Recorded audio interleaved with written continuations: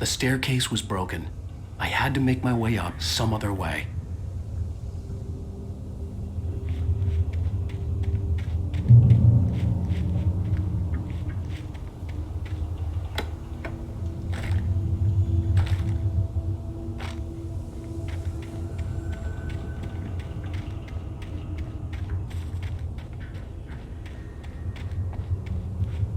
There was no power. There was bound to be a generator somewhere at the logging site.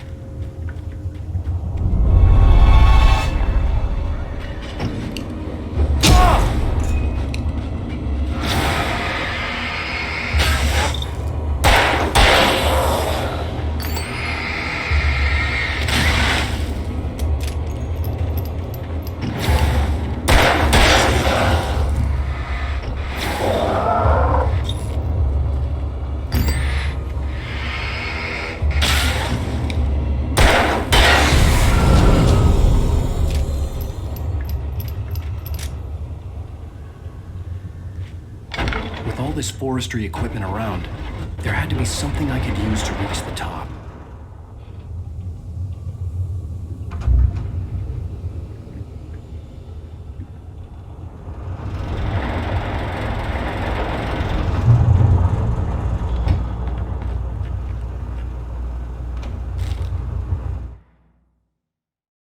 I heard them before I saw them, swooping down from the sky and screeching as they came. I spun around just as the cloud was upon me. For an instant, I stared into 100 dead eyes, black pearls glittering in the darkness. I raised the flashlight and the swarm exploded like fireworks. Feathers burned, turned into ash. I couldn't hear my scream above theirs.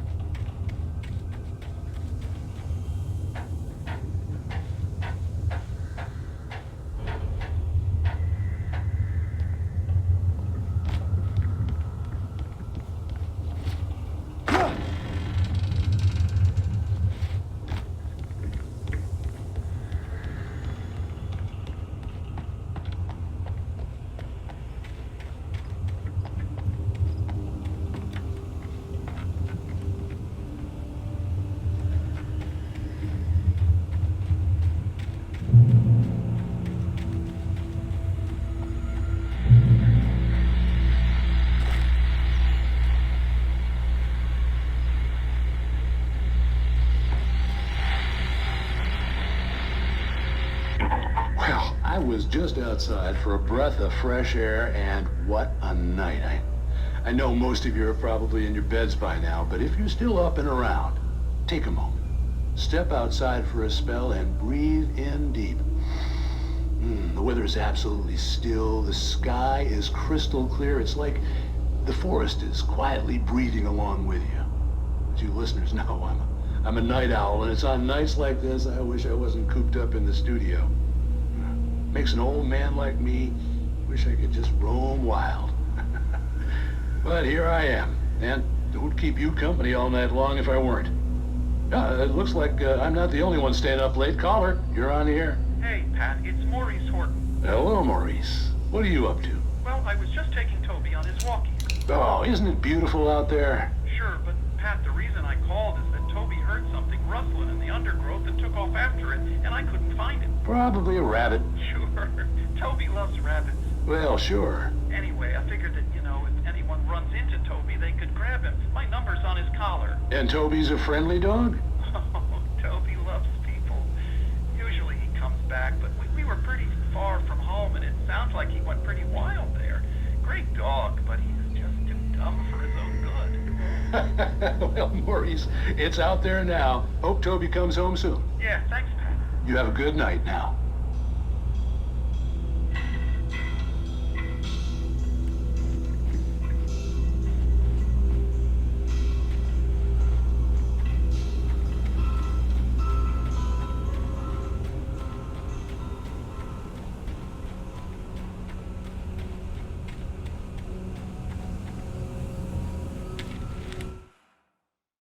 At first, I kept finding the pages as if by accident. The book I couldn't remember was either a terrible and true prophecy or an act of creation that had rewritten the world. I began to hunt the pages feverishly, for they held the answer to the mystery. With it, I could save myself. With it, I could save.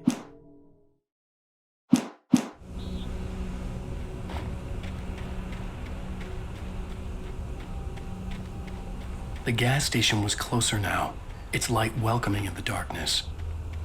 Paul makes the best dogs in the state. Barry Forster is the best with no contest. Monster Dog is second best. The famous dog is...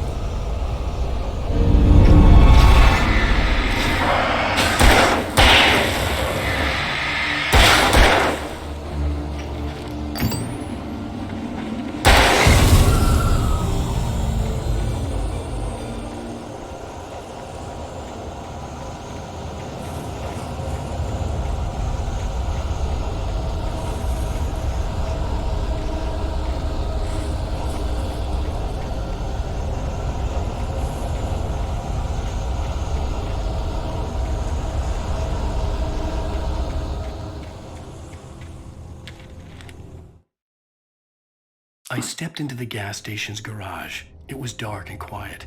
The place was a mess. It looked like someone trashed the place or that there'd been some kind of fight. Light spilled into the room through an open door at the back, and I made my way toward it. Without any warning, I was blinded by a bright light. An old portable TV on the shelf had come alive by itself.